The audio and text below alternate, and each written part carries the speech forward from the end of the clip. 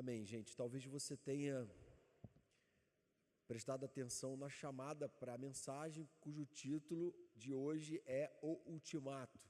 E alguns talvez não estejam familiarizados com esse título, não é? O que significa essa expressão ultimato? Aí eu peguei uma definição dessa expressão para vocês entenderem onde a gente quer chegar. Diz assim: ultimato é uma exigência que, caso seja negada numa negociação diplomática, resulta na finalização das negociações e geralmente no início das ações práticas. Então, o que acontece? O que é o ultimato? Duas nações estão em guerra e estão negociando os seus interesses nessa guerra e chega a um ponto em que há uma negociação e essa negociação chega ao seu fim. Há uma última proposta a ser feita por um dos lados. E ele então oferece esse ultimato, diz para a outra parte: olha, ou você cede àquilo que eu estou impondo, ou então agora já não tem mais negociação. Eu vou partir para ações práticas, eu vou atacar. E é isso que acontece. Ações práticas que nem sempre são aquelas que são as melhores, nem sempre são aquelas que trazem paz, nem sempre são aquelas que a gente deseja. E na vida com Jesus também, muitas vezes a gente vive negociando com Ele certas coisas que Ele não está disposto a negociar.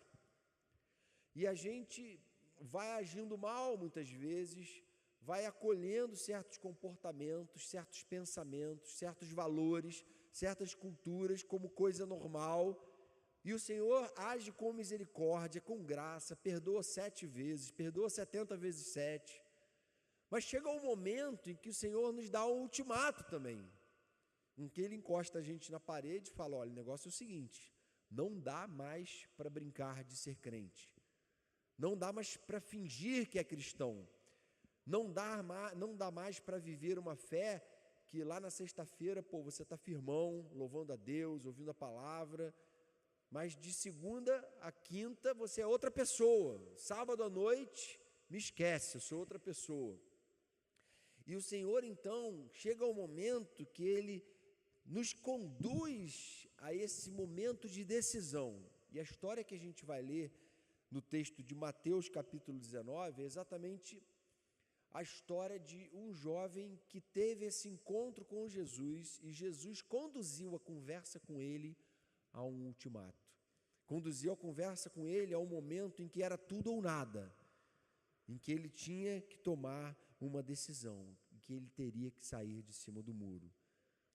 E eu queria que você lesse comigo a história desse jovem aqui, para você pensar e refletir se em alguns momentos você também não está querendo argumentar muito com Jesus.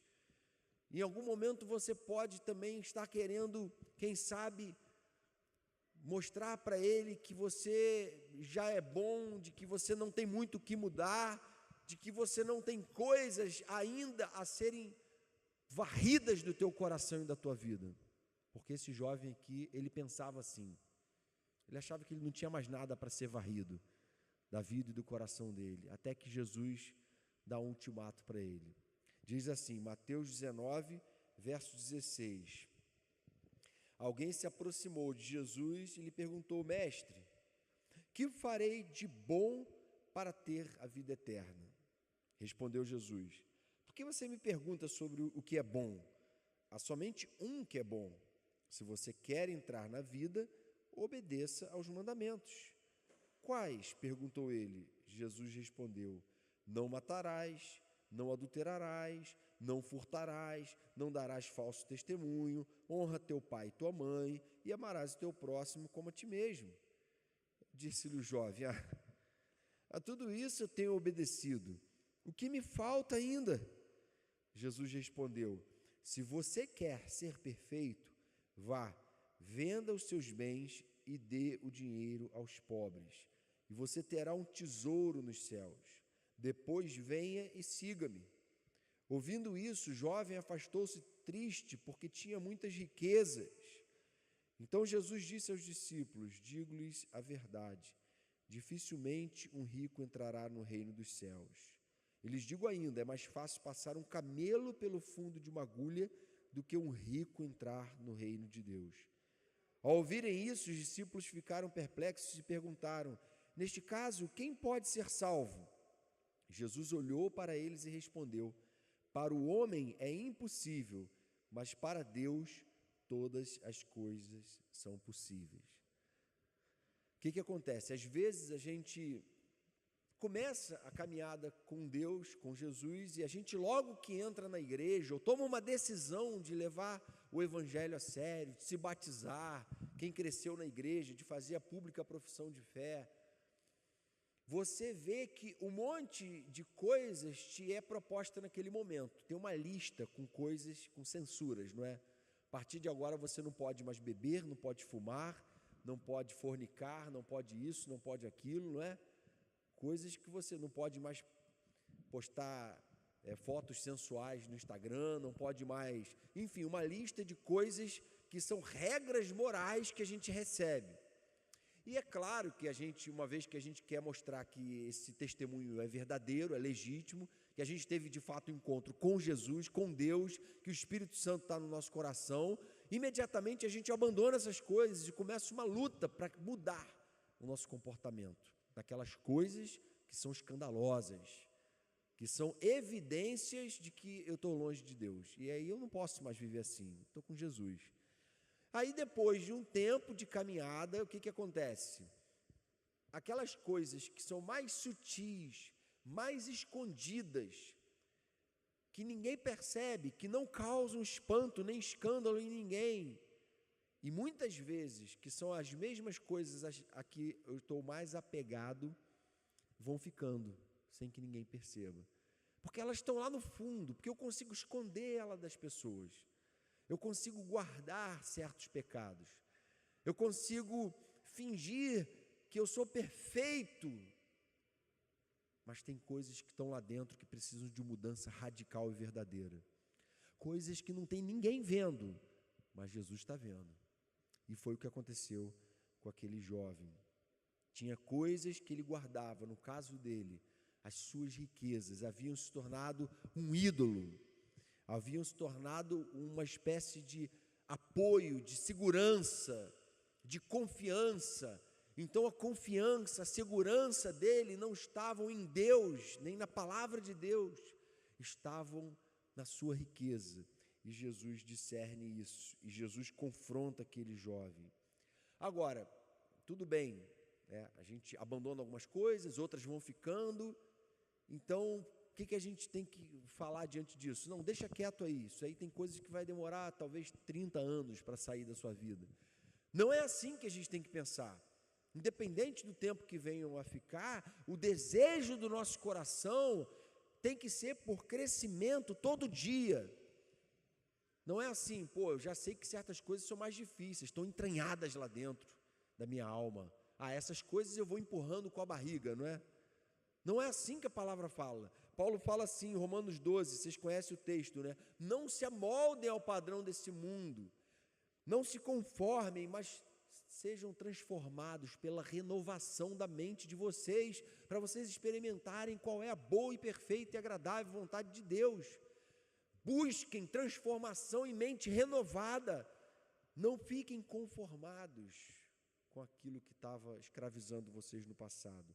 Independente de ser uma coisa escandalosa e gritante ou uma coisa sutil, a gente tem que buscar, se empenhar por se purificar até o fim, hoje, agora. Paulo diz assim aos Coríntios: todos nós, com a face descoberta, contemplamos a glória do Senhor, segundo a sua imagem, estamos sendo transformados com glória cada vez maior, a qual vem do Senhor, que é o Espírito. Paulo está dizendo para os coríntios: olha, a glória de Deus tem transformado vocês, a glória de Deus é a presença de Deus. O pecado nos fez destituídos da glória, nós perdemos a glória de Deus por causa do pecado.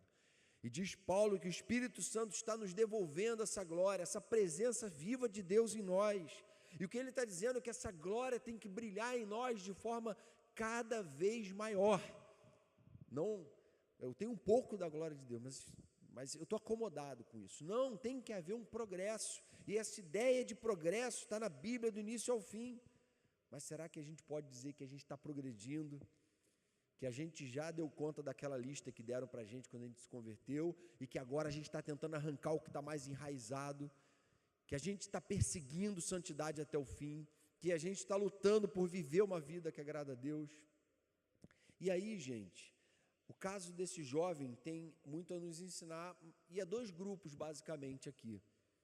Pode ter gente que está aqui hoje que nunca conheceu essa salvação, nunca conheceu o Evangelho, nunca teve uma experiência de verdade com Jesus, e assim como aquele jovem ali, sente que não é salvo. A crise dele é: Jesus, eu não tenho certeza da minha salvação, eu estou em conflito com isso. Quando eu oro, parece que Deus não ouve, eu estou falando com Deus e parece que eu não conheço a Deus, eu não sei quem é Deus, eu não sinto Deus. E há uma incerteza em relação à salvação, e pode ser que Deus queira, através dessa história, falar ao teu coração. E também é grupo daqueles que, embora já tenham se decidido por Jesus, estão vivendo ainda reféns de Mamon, que é o Deus do dinheiro, não é, na Bíblia, ou outros deuses que estão aí prendendo a sua vida, retendo muitas vezes bênçãos de Deus para a sua vida. Por que essa dúvida surge de uma forma tão forte no coração? O que de fato pode atrapalhar a obra do Espírito no nosso coração? O que fazer para ter certeza da salvação? Para todos saírem daqui hoje com paz e certeza no coração. Em outras palavras, o que Deus espera de mim e de você hoje aqui, para a gente não viver agindo como aquele jovem que guardou no coração um ídolo muito fechado. A primeira coisa que Deus espera de nós é que a gente não se aproxime dele com cinismo, com falsidade, que a gente não se aproxime dele achando que a gente pode enganar ele. Olha como é que aquele jovem chegou para Jesus: mestre, que farei eu de bom para ter a vida eterna? Mestre, adulando Jesus, né? O que farei eu de bom? Do que é bom, o que eu posso fazer para eu, com a minha força, a minha inteligência, a minha virtude, a minha capacidade, mostrar para o Senhor que eu mereço a salvação e finalmente ter paz no coração e caminhar tranquilo em relação ao fato de que eu sou salvo? Eu quero conquistar a salvação. Ele era um conquistador, era rico por causa disso, não é? E ele queria saber: olha, eu não consegui conquistar tudo, menos a salvação. Ele já tinha conquistado a religião. E ele se aproxima de Jesus, então, pensando assim: bom, eu já me aproximei de outros mestres, rabinos, e eu perguntei para eles sobre a salvação, e todos me disseram a mesma coisa. O que eles me disseram? Vá e obedeça os mandamentos. Então, qual era a lógica daquele jovem? Eu vou me aproximar de Jesus. Na minha visão, Jesus não é Deus, é só mais um mestre, e o que ele vai me dizer eu já sei, e esse tal Jesus que estão dizendo que é especial, eu vou mostrar que na verdade ele é só mais um mestre que tem ideias legais, mas que tudo que ele propõe eu já sou o cara. É isso que ele queria mostrar. E ele pergunta, e Jesus responde a resposta básica de todo rabino. Jesus era mesmo mestre, fala: obedece os mandamentos. Aí ele fala: quais? Quais? Tipo assim: Senhor, você está falando do quê? Do que eu já faço? Eu já sou assim, eu já obedeço aos mandamentos, agora eu peguei ele. Eu já sou bom, eu já sou crente, eu cresci na Oceânica, eu fiz todos os fins de semana de treinamento Kids, depois eu fiz todos os fins de semana de treinamento Teen, agora eu sou um jovem do UP, que sei todos os mandamentos, eu conheço a palavra, já ouvi muitas centenas de mensagens. E Jesus está perguntando, Jesus está questionando e avaliando a nossa vida, e Ele quer saber: mas você está sendo sincero mesmo completamente com Ele? Ou tem coisa aí dentro que você não está confessando, não está revelando, e que são coisas que podem ser corrosivas para a sua vida e para a sua relação com Deus? Nada mais destrutivo, gente, para qualquer relacionamento do que a falta de honestidade e transparência. Não existe um casamento que sobreviva à mentira. Em alguma hora isso vai dar problema. Com Deus é assim também. Não tem como o nosso relacionamento com Deus se manter e ser verdadeiro, legítimo, se a gente fica dissimulando diante dele, fica fingindo, fica se aproximando dele de forma cínica. Vem para a igreja, louva, levanta a mão, mas sai da igreja e tudo continua igual, os ídolos estão lá dentro. E Jesus está perguntando, o que, além de tudo que você já deixou de lado, de tudo que as pessoas não conseguem enxergar em você, o que você sabe que precisa ser enfrentado? E Jesus, então, que tinha um cinismômetro, não é? Um aparelho de medir cinismo, percebe e fala, olha, tem uma coisa aí, você tem que vender tudo que você tem. Que isso? Mas Jesus nunca pediu isso para ninguém. Foi o único episódio que Jesus pediu para alguém vender tudo que tinha e dar aos pobres. Por que Jesus não pregava isso para ninguém e pregou para ele? E cobrou dele, porque no caso dele, esse era o ídolo que ele tinha levantado. Tem certas coisas que Deus pode cobrar de mim, que Ele não cobra para mais ninguém, mas Ele está cobrando de mim, porque eu levantei um ídolo na minha vida, e eu estou deixando que essa coisa atrapalhe a minha relação com Deus. Tem gente às vezes que faz do namoro um ídolo. Não, pode atrapalhar minha relação com Deus, pode me distanciar de Deus, pode me fazer entrar em depressão, pode me fazer afundar no pecado, mas eu não vou largar isso, eu estou apegado a isso. O outro pode fazer a popularidade, aquela sede de popularidade, sabe, que às vezes a galera mais jovem tem, de ter o agrado da galera, que ela admira, e ela tem como referência da galera descolada, da galera esperta. Então eu quero que aquelas pessoas olhem para mim e me incluam na patota delas, entendeu? Já é uma expressão do meu avô aqui agora, hein?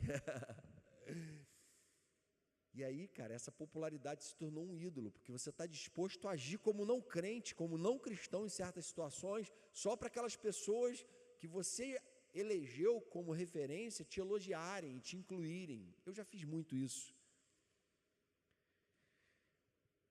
E aí, Jesus está falando, você está fazendo isso? Você está fazendo esse tipo de coisa? O que você está fazendo? Na hora de postar uma parada lá no Instagram, pois aqui não sei se vai agradar muito a Deus não, mas eu tenho certeza que se eu postar essa foto aqui, desse jeito, no mínimo 400 likes, no mínimo. Popularidade, narcisismo, eu quero me mostrar, eu quero aparecer, eu quero me exibir, eu quero que as pessoas me elogiem, que as pessoas me desejem, porque não basta saber que Deus me deseja, Deus me completa, Deus é tudo para mim, Ele é meu Criador, Ele morreu por mim, Ele me ama, nele está todo o meu valor. Não, eu quero também essa opinião das pessoas, eu quero que as pessoas me elogiem, me desejem, me curtam. Eu quero mais likes, eu quero me alimentar dessas coisas. E a gente muitas vezes faz isso. E aí, Jesus pergunta para a gente, o que você está fazendo com o Instagram? O que você está fazendo com o Snapchat? Não, Senhor, estou obedecendo a todos os mandamentos. Frequento a igreja firme, estou firme no discipulado, estou indo na célula. Senhor, eu vou para a igreja, sei todos os louvores de cabeça, leio a Bíblia todo dia, mas não está disposto a negociar certas coisas que o Espírito às vezes está incomodando. E Deus quer que a gente pare e pense, o que você está fazendo com a sua vida? Você está acalentando certas coisas? A gente não pode deixar que a obediência a coisas, muitas vezes pequenas e superficiais e evidentes, ofusque a nossa visão para a obediência das coisas realmente grandes e profundas, como, por exemplo, o nosso orgulho. Você pode esconder o seu orgulho de todo mundo aqui, mas quem mora com você na sua casa vai olhar para você e vai falar, você é orgulhoso pra caramba, hein? Quem convive mais de perto, que conhece a gente, sabe onde a gente está sendo orgulhoso? É um pecado profundo, grande, que foi o pecado de Lúcifer, não foi? Quando ele quis ser igual a Deus. E não foi esse pecado também de Adão e Eva, que queriam ser como Deus, conhecedores do bem e do mal? É esse desejo do pecado de querer ser igual a Deus, de querer ser Deus, de querer assumir o comando, o governo, o senhorio. Eu sou dono de mim mesmo, eu que mando em mim, vai ser do meu jeito. Essa é uma sede que está em todos nós. Jesus está falando, olha, isso é mamon, falou para o jovem.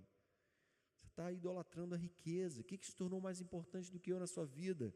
Vai lá e vende tudo. Joga esse troço todo fora, isso não tem valor nenhum. Isso vai acabar com você. Por que um cara bilionário como Justin Bieber está buscando numa igreja, perdendo milhões e milhões de dólares todo dia, com quebras de contrato? O que está fazendo ele chutar o balde dessa forma? Porque Deus imprimiu em nós essa sede dele, e só ele pode satisfazer o nosso coração. Agostinho falava isso, né? Senhor, tu nos fizeste para ti, e o nosso coração estará inquieto até que aprenda a descansar em ti. Só no Senhor está o nosso descanso. E a gente precisa, então, de forma muito sincera, se aproximar de Deus com o coração rasgado,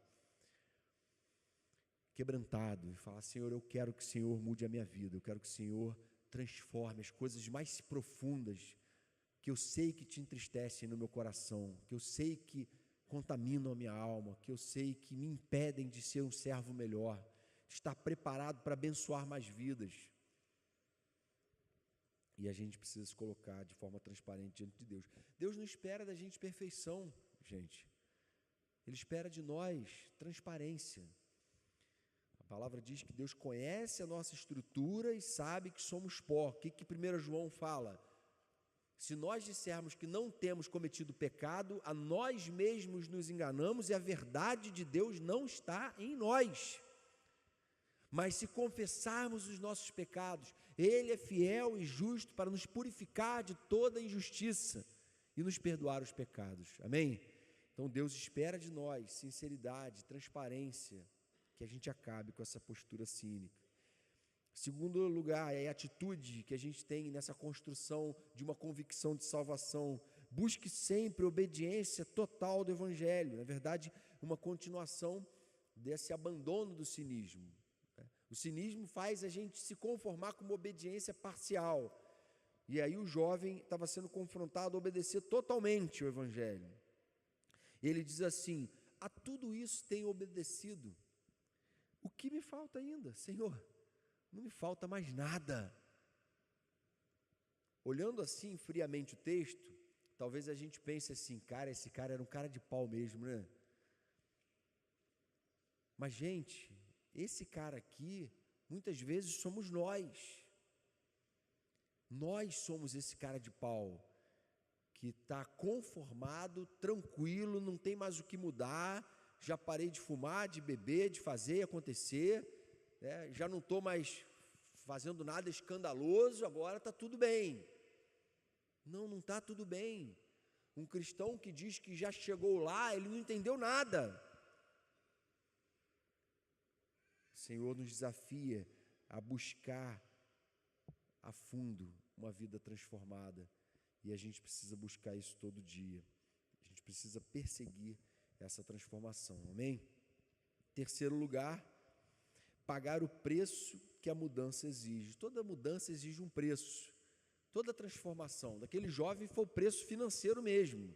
Ele abriu mão de todos os seus, teria que abrir mão de todos os seus bens para seguir a Jesus. No teu caso, talvez você não tenha nem os bens que ele tinha para abrir mão. E o Senhor não está pedindo por isso os seus bens, mas Ele está pedindo coisas que muitas vezes são valiosas para você, coisas que você guarda, valoriza. Eu lembro que quando eu comecei a caminhar com Jesus, eu tinha alguns amigos muito próximos. Eu fui orientado, Jonas, não abandona os amigos, cara, tem que caminhar junto, você tem que alcançar eles para Jesus, tem que dar um bom testemunho. Eu falei, maravilha, eu vou conseguir carregar essa galera para Jesus. Aí fui no churrasco, aí com aqueles amigos do peito, que me levaram a fazer, ou eu me deixei ali envolver, e fiz tudo com eles que eu fazia de errado antes de me converter. E saí dali com uma culpa enorme, com uma tristeza enorme. Falei, caramba, mas eu vou continuar caminhando com eles. Aí fomos para uma festa maneira, aniversário de uma menina. Quando saí da festa, fiz ali algumas coisas também que o cristão, e eu já convertido, não podia ter feito. Tinha 2 semanas só de convertido. Na primeira semana eu fui no churrasco, na outra eu fui numa festa, e nos 2 deu problema. E o que Deus falou para mim, Jonatas, não tem jeito, cara. Você vai ter que ficar um tempo fora mesmo. Você vai ter que se desligar dessa galera, porque você não está com força para vencer o poder do pecado nesse momento. Você não está com força para evangelizar essa galera. Isso aí vai ser um outro momento. Agora a missão é você. Agora você tem que ser transformado. Talvez você já tenha se convertido numa situação mais favorável, em que você não tinha tantos vícios e coisas te prendendo, e você não precisou se afastar de amigos porque eles não tinham tanta influência sobre a sua vida. Amém, que bom. E você não vai precisar abrir mão deles, mas eu precisei, e foi caro para mim, teve um preço para mim. E eu nunca na minha vida me arrependi de ter feito isso, porque aquilo foi o momento de Deus usar esse afastamento para começar uma transformação no meu coração. Mas há coisas de valor que Deus pode estar exigindo de você. Veja bem, não para você ser salvo. A nossa salvação teve um preço altíssimo e esse preço já foi pago. Mas a nossa salvação, ela só é evidente através da nossa santificação. É impossível alguém que não está nem aí para uma vida santa ter convicção de salvação. Isso é um absurdo, isso é uma incoerência. Essa pessoa, uma hora ou outra, vai desandar na caminhada com Deus. Uma pessoa que de fato teve um novo nascimento, foi alcançado, foi salvo pelo Evangelho, não se conforma com a impureza. Porque a santificação, a gente sempre repete isso, não é? Frase de Spurgeon famosa, né? É o lado visível da salvação. Não existe, gente, ninguém é salvo porque se santificou. Mas é impossível alguém que foi salvo não buscar se santificar. A santificação é uma evidência de que ali há salvação, há transformação. E ninguém que não está nem aí para o que Jesus ensinou, para o que ele viveu, não tem Jesus como referência, pode dizer que é salvo. E aí vai acontecer isso mesmo. Você vai brincando com o pecado, vai negociando, vai guardando lá, escondendo de todo mundo, mas chega uma hora que Jesus te enfrenta com a verdade, coloca um espelho na sua frente e fala, enxerga, que agora você precisa enxergar, a minha palavra vai te mostrar. E você olha e fica triste. Sabe o que aquele jovem fez? Virou as costas e foi embora. Virou as costas e foi embora. Estou fora, Jesus, não quero saber do Evangelho. O Evangelho é o quê? É enfrentar a verdade de frente? Prefiro viver uma mentira. Traçou o próprio destino dele, de perdição eterna. E é o que muitos jovens hoje têm feito. É o que muitos dos nossos amigos têm feito hoje. Têm virado as costas para Jesus e seguido seu rumo. E falado, que evangelho, que nada. Prefiro continuar vivendo na mentira. Prefiro continuar com meus ídolos muito bem guardados no coração. E ao mesmo tempo conciliando o elogio de todo mundo por todo lado, né? Olha que cara bom, o cara cresceu na igreja, o cara, faz, acontece, cumpre mandamento aqui, cumpre mandamento ali. Mas Jesus falou, comigo você não vai tapear não, você não vai me tapear não, porque eu tenho um cinismômetro, eu sei quem é ovelha e quem não é ovelha. Eu sei quem está numa luta sincera por santidade e eu sei quem não está.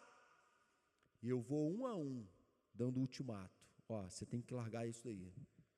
Você tem que abandonar. Não dá para caminhar comigo com isso não. Que comunhão há da luz com as trevas? Não tem comunhão nenhuma. É isso que Paulo fala, não é? A respeito do jugo desigual. Irmãos, é isso. Jesus fala lá em Lucas 9:23, aquele texto bem conhecido de vocês também, não é? Se alguém quer vir após mim, dia a dia se negue, tome a sua cruz e siga-me. Se alguém quer caminhar comigo, tem que se negar, tem um preço a ser pago. Esse preço é dizer não para o próprio prazer, para a própria vontade, para as próprias ideias, é abdicar do trono da sua própria vida e falar para o Senhor: Senhor, vem governar sobre mim, porque toda vez que eu governei eu fui estúpido, toda vez que eu governei eu fiz bobagem, toda vez que eu governei eu desandei e depois me envergonhei, me entristeci, me afastei e fiz coisa de que agora eu me arrependo e me entristeço. Mas toda vez que o Senhor governou, que a tua palavra foi a luz, lâmpada para os meus pés, todas as vezes eu saí mais alegre, eu cresci, eu aprendi, eu me tornei mais gente, mais humano, eu me tornei mais sensível, fui mais capaz de amar, fui menos egoísta, toda vez que eu resolvi me render ao senhorio de Cristo. Esse é o desafio da palavra de Deus para nós. E aí alguns vão dizer assim: mas Senhor, como é que eles terminaram o papo? Senhor, mas se for assim, quem pode ser salvo? Se a salvação, se é mais fácil um camelo passar pelo fundo de uma agulha do que um rico entrar no reino dos céus, quem então pode ser salvo? Jesus diz assim: olha, de fato, ninguém pode ser salvo. Isso é impossível para os homens, mas para Deus tudo é possível. Um camelo passar pelo fundo de uma agulha, um coração duro de pedra, cheio de ídolos, curvado totalmente diante de certos ídolos do tempo, se humilhar, se render e ter uma mudança de pensamento, de valores. Isso é possível, eu experimentei isso e tem muita gente que está aqui hoje, que está experimentando isso hoje, mesmo que você não esteja. Mas o Senhor quer te dar esse ultimato também: olha, você não está experimentando vida plena comigo, porque você ainda está guardando coisas que você precisa jogar fora. Eu quero que você jogue fora, porque se você jogar fora esses ídolos, uma transformação vai começar na tua vida. Aquilo que era inimaginável, impossível de ser abandonado, vai ser abandonado para a glória de Deus, amém? Aquilo que era impossível de ser tratado, de ser curado, de ser revertido, de ser purificado, vai ser purificado, vai ser transformado e convertido para a glória de Deus, amém? Não dê as costas para a mudança que Jesus quer operar no seu coração hoje. Fala para Ele assim: Senhor, o que eu preciso mudar? O que eu preciso fazer para melhorar? O que está errado ainda na minha vida? O que eu preciso arrancar, jogar fora? Fala para Ele: Senhor, eu quero arrancar isso hoje, eu quero que o Senhor arranque isso da minha vida, custe o que custar, custe o preço que custar, eu quero me render. Vamos orar? Senhor, a gente está aqui com o exemplo desse jovem que guardou lá escondido no fundo do coração um ídolo. E esse ídolo, Senhor, no momento desse ultimato, ele colocou acima do Senhor, ele deu as costas para o Senhor por causa disso. E sabemos que também nosso coração também é uma fábrica de ídolos. A gente o tempo todo está valorizando outras coisas em detrimento do Senhor, mas a gente não quer que isso seja assim, Senhor. E a gente quer te pedir que o Senhor nos ajude a arrancar tudo aquilo que ainda afeta a nossa alma, ainda prejudica a nossa caminhada contigo. Tudo aquilo, Senhor, que pode nos afastar do Senhor. E a gente sabe que vai ter um preço para que isso seja abandonado. E a gente quer dizer para o Senhor essa noite que a gente está disposto a pagar esse preço. Não é o preço da salvação, a salvação é de graça. Mas a gente quer, Senhor, dizer que a gente está disposto a abrir mão de tudo aquilo que está nos afastando do Senhor. Purifica o nosso coração, levanta no meio da tua igreja uma geração de adolescentes, jovens, cheios do Espírito Santo, jovens que não tenham medo de coisa alguma, exceto de te entristecerem, de te desagradarem, porque o Senhor não é um mero mestre, um mero rabi, O Senhor é Senhor, o Senhor é o Criador, o Senhor é aquele que morreu por nós. E nós queremos viver para a Tua glória, Senhor. Para a honra, glória e louvor do Teu nome que te pedimos, Jesus. Amém, Senhor.